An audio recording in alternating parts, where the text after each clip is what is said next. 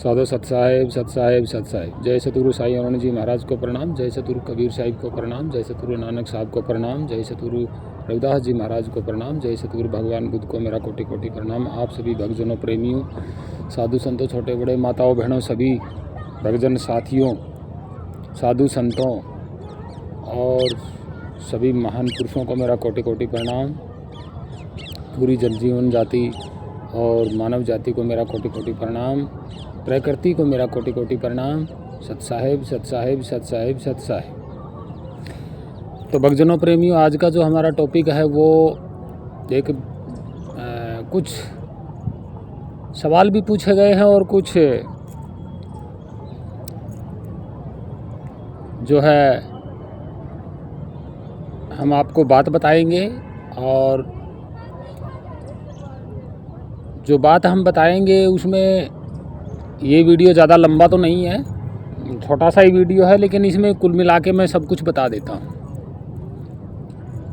कि सोनू ठाकुर जी हैं जो भक्तजन सज्जन हैं, उन्होंने जो पूछा है वो कहा है कि अपने आप को कैसे जाने। बिल्कुल सही प्रश्न पूछा है। और दूसरा ये है कि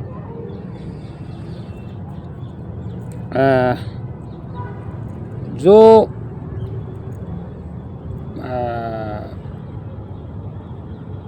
मतलब जो परब्रह्म के बारे में पूछा गया है परब्रह्म कौन है, तो हमने वैसे तो बता दिया था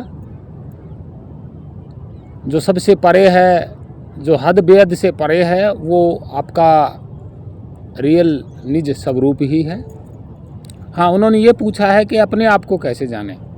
बहुत ही अच्छी बात है। कुछ और भी बातें हैं जो हम बताएंगे और कुछ भक्तजनों का सवालों का जो जवाब है वो इसमें हम देंगे। नई बात भी बताएंगे और जो हमने पहले ही आपको बताया था कि धर्मगुरु, पाखंडी गुरु, ये सब आपको उन्हीं ऐसी बातों से भ्रमित कर रहे हैं जो आप इनकी बातों को समझ नहीं पा रहे। समझ इसलिए नहीं पा रहे क्योंकि आपने प्रमाणिक तौर पे आज के युग में जो कुछ भी लिखा गया है वो मिला नहीं आपको। तो मिलेगा कैसे? क्योंकि ये तो सब मन गढ़ंत है ना। तो देखिए, ब्रह्म है वो भी मन गढ़ंत है, ठीक है। परब्रह्म है वो भी एक मन गढ़ंत है। ये जो तीन टोटके कर दिए गए हैं ना, जैसे सर पुरुष है, अक्षर पुरुष है, फिर परम पुरुष, इसमें ऐसा कुछ नहीं है। सबसे पहले तो आपको यही नज़र आएगा ना, आँखों से देखोगे तो स्थूल प्रकृति नज़र आएगी, शरीर से आपको हवा अनुभव में हो जाएगी, हाथों से आप कोई चीज़ वस्तु को पकड़ लेंगे। लेकिन बात यहाँ आती है कि जिस चीज़ को देखा नहीं गया वो यूँ सोच लो कि बनाई गई है। ऐसा नहीं होता कि जो चीज़ होती है और वो वस्तु ना मिले, ऐसा नहीं है।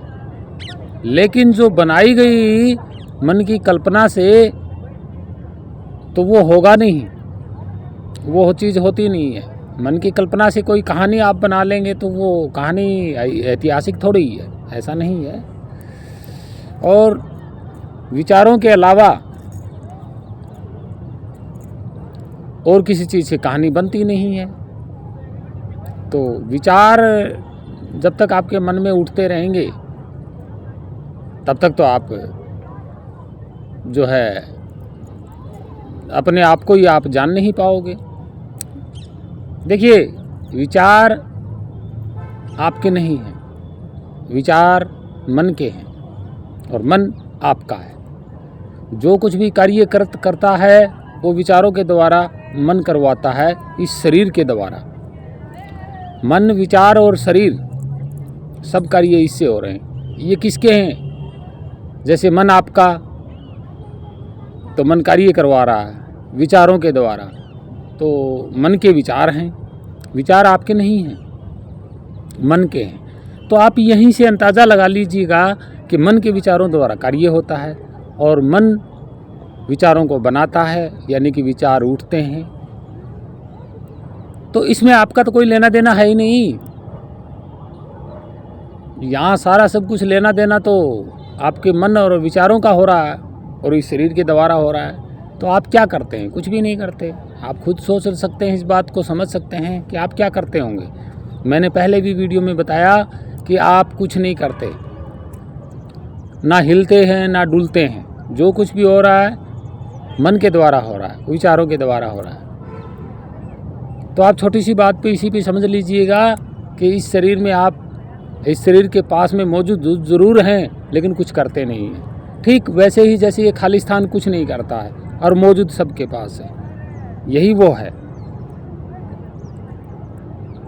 और आप खुद सोच रहे हैं कि आप किसी भी तरीके से आप प्रमाण कर सकते हैं, प्रूफ कर सकते हैं कि आप कुछ नहीं कर सकते, और ना ही कभी किया आपने, ना ही कुछ करते आप, ना आते हैं ना जाते हैं। ठीक है, आपका मन उत्पन्न हुआ, मन से विचार उठे तो आगे सारा करिए। तो मन और विचार और शरीर का है, तो आप तो कुछ कर ही नहीं सकते ना। आप कुछ करते ही नहीं हो, खाली आप एक स्वयं शक्ति हो, इसके अलावा कुछ नहीं है। और आपका कभी जन्म नहीं हुआ, मन उत्पन्न हुआ है, विचार उत्पन्न हुए, और इस शरीर ने जन्म लिया है। जन्म होना, उत्पन्न होना, प्रकट होना, तीनों ही अलग हैं। तो भक्तजनों, प्रेमियों, उन्होंने कहा कि सहज समाधि क्या होती है, अपने आप को कैसे जाने। और एक और भी सवाल है, मुझे थोड़ा सा याद नहीं है, वो है भान सिंह का, श्री भान सिंह का है, और एक और भी है, वर्मा जी हैं, उनका भी है। तो इसमें मैं आपको यही समझा रहा हूँ कि आप ज़्यादा उसमें मत पड़े। सबसे पहले आप अपने को खोज लोगे तो पता चलेगा कि मैं तो कुछ करता ही नहीं है, जो कुछ भी हो रहा है मन और विचार और शरीर के द्वारा हो रहा है, यानी कि प्रकृति के द्वारा हो रहा है। तो इसमें आप कुछ भी कर सकते हैं। शर पुरुष आपके विचार हैं, ठीक है जी, और अक्षर पुरुष आपका मन है, और परम पुरुष आप, परम अक्षर आप खुद स्वयं हो। इसके अलावा कुछ नहीं है। और तीनों ही तत्वों से नहीं बने, यानी कि तत्व पदार्थ से नहीं बने। प्रकृति तो प्रकृति है। तो यहाँ बहुत कुछ समझने को आपको समझना चाहिए। और जो ये कह रहे हैं कि यहाँ भगवान अवतार लेके आया, प्रकट लेके आया, उत्पन्न हुआ, तो आप अपने को ही जान लीजिए, पता चल जाएगा कि क्या मैं कभी प्रकट हुआ हूँ, क्या मैं ऐसा कोई दूसरा जन्म ले सकता हूँ या नहीं ले सकता। तो यही वो सत्य है। हाँ, एक और पूछा गया है कि हर वीडियो में आप भगवान बुद्ध को, बुद्ध जी को ही भगवान क्यों कहते हैं। तो बड़ा सुंदर सवाल है। हम बुद्ध को भगवान क्यों कहते हैं? क्योंकि सम्राट अशोक जी के शिलालेख में भगवान बुद्धे, सबसे पहले सम्राट अशोक जी ने ही भगवान सिद्धार्थ गौतम जी बुद्ध को भगवान कहा गया था, यानी कि उन्होंने लिखवाया था और उन्होंने कहा था। इस बात का प्रमाण है। और हम हर किसी के आगे या सामने भगवान लगा देते हैं, तो हमें प्रमाण देखना चाहिए। तो सबसे पहले भगवान बुद्ध को ही भगवान कहा गया था। सम्राट अशोक जी ने कहा था अपने एक लघु शिलालेख में, उन्होंने लिखवाया बाकायदा। और भगवतो और भगवते, यानी कि भगवत, भगवतो, भगवते, ये तीनों ही शब्द भगवान बुद्ध को सम्मानित नाम है। भगवान, भगवने, ये भी सम्मानित नाम है। तो इसलिए, क्योंकि उन जैसा इस पृथ्वी पर कोई भगवान नहीं हुआ। ये जितने भगवान लगाए गए ना, ये तो बहुत बाद में लगाए भाई, बहुत बाद में। उस समकालीन किसी भी व्यक्ति के आगे भगवान नहीं था, और ना ही उससे पहले किसी व्यक्ति के नाम के आगे भगवान था। जितने भी भगवान बाद में बनाए गए प्रकट हुए वो यूँ लगाओ कि 1400 ईस्वी के बाद हर किसी के आगे भगवान ठोक दिया गया। तो आप प्रमाण देख सकते हैं, हमारी बात पे यकीन ना हो तो सम्राट अशोक जी का शिलालेख है, उस टाइम की धम्म लिपि, ब्राह्मी लिपि, पाली और प्राकृत भाषा भी लिखी है उसमें, तो आप चेक कर सकते हैं। इसलिए सबसे पहले नाम भगवान बुद्ध को ही दिया जाता है। सहज समाधि का मतलब हम आपको बता देते हैं कि सहज समाधि क्या होती है। तो सहज समाधि होती है प्रकृति से इग्नोर होना, फिर विचारों से इग्नोर हो जाना और फिर मन से इग्नोर हो जाना। खाली आप बचते हो, उसमें कुछ नहीं होता, खाली स्वरूप, यानी कि वही खाली विराटता स्वरूप बचते हो। सहज समाधि, उन्होंने कहा अपने आप को कैसे जाने, तो यही वो तरीका है। सहज क्या, तन थिर, मन थिर, वचन थिर, पवन थिर, सुरती नृत्य थिर हो, सुरती नृत्य थिर हो। शब्द स्वरूप आपका है। सुरत नृत्य का मतलब क्या है? ध्यान, वो एक जगह स्थिर हो जाना सुरती का। और पहचान और भेद के बिना अपने आप को नहीं जानना पाएगा। आपको आप हो ऐसा नहीं है, आप खुद भी कहोगे कि मैं शरीर में हूँ, लेकिन आपकी पहचान और आपका भेद आपके पास नहीं है। जानने की विधि है कि कोई मंत्र नहीं, कोई जाप नहीं, यानी कि प्रकृति का तो कुछ लेना देना ही नहीं है। इसी को कहा जाता है जीते जी मरना। इस चीज़ को कहा जाता है जीते जी मरना, सहज मरना। सहज मतलब मन चुप हो गया, शरीर स्थिर हो गया, पवन थिर, यानी कि जब उसमें जाते हो ना, अपने स्वरूप में आपका ध्यान लगता है ना, तो वहाँ मतलब सांस लेना भी अलग हो जाता है, यानी कि सांस नहीं लिया जाता। अगर 3 सेकंड के लिए भी सांस आपका बाहर है, यानी कि बाहर सौंप देना, उसमें उस स्थिरता में क्या होता है मैं बता देता हूँ समझा के। जैसे आपका तन थिर हो गया, फिर मन थिर, फिर वचन थिर, यानी कि वचन से, मुँह से कुछ नहीं बोलना, मन से कुछ नहीं बोलना, तन से हिलना नहीं है, और सुरती नृत्य थिर करना है। फिर क्या होता है, जब सुरती आपके स्वरूप में लग जाती है तो वहाँ क्या होता है कि आपने जो प्रकृति से सांस लिया था कुछ सेकंड के लिए, वो जो प्राण है वो भी आपने प्रकृति को सौंप दिया। यहाँ पे स्थिर हो जाते हैं, यानी कि सांस लेना भी कुछ देर के लिए बंद हो जाता है। जैसे मैं दिखा देता हूँ एक बार, जैसे आप समझ जाना। सांस जब सांस अंदर लिया तो यानी कि प्रकृति से ग्रहण किया, बाहर दे दिया वापसी प्रकृति को, तब होता है ये। जैसे सांस बाहर निकाल दिया,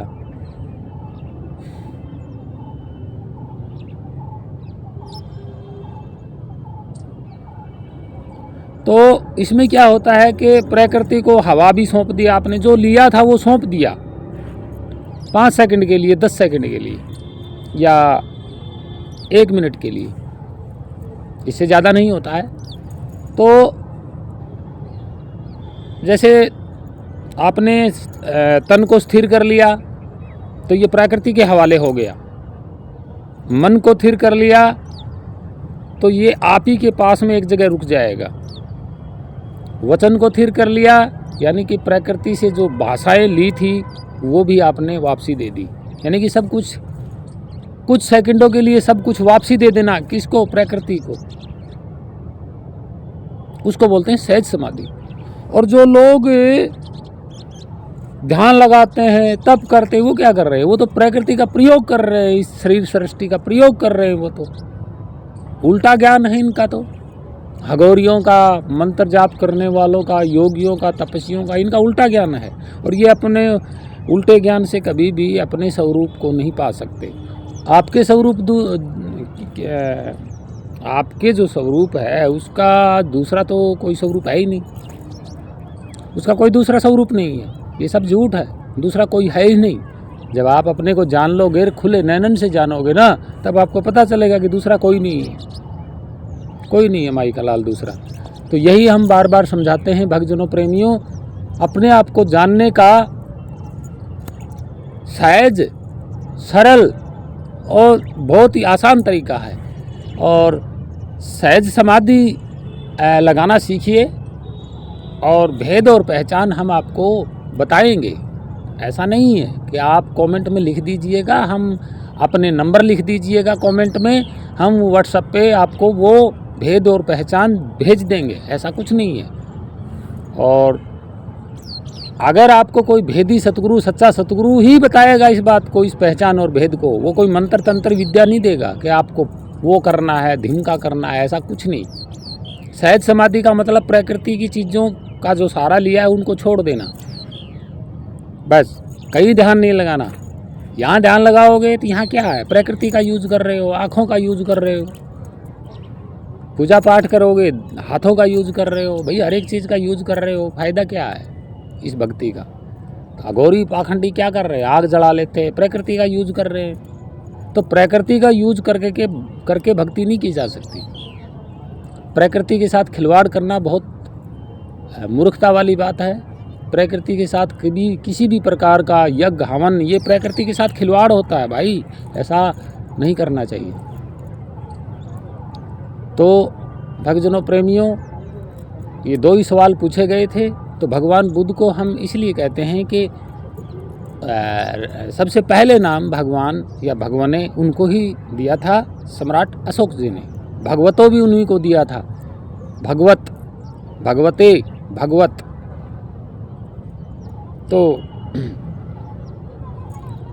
लोगों ने बाद में अलग अलग तरीके से जोड़ दिया, कहीं आया वहीं उठा के जोड़ दिया। सनातन शब्द पाली प्राकृत भाषा का है, वो संस्कृत में ठूस दिया। हालांकि सनातन का मतलब शाश्वत, यानी कि आप ही का स्वरूप, अविनाशी, कभी बनने वाला नहीं है, बिगड़ने वाला नहीं है, जन्म नहीं होता, मृत्यु नहीं होता, रंग रूप नहीं है। यानी कि प्रकृति के हर एक विचार, रंग, रूप, हर तत्व पदार्थ से भिन्न आपका स्वरूप है। और आप कुछ नहीं करते, जो कुछ भी करता है मन, विचार और ये शरीर करता है। मन, विचार और शरीर के द्वारा ही जीवन है। आप जीवन और अजीवन से बहुत भिन्न और परे हो, यही वो सत्य है। तो धन्यवाद, समझ में आ गया होगा। और कमेंट में अपना कोई और सवाल है तो ज़रूर लिखें। तो आप सभी भक्तजनों, प्रेमियों, साधु संतों को मेरा कोटि कोटि प्रणाम।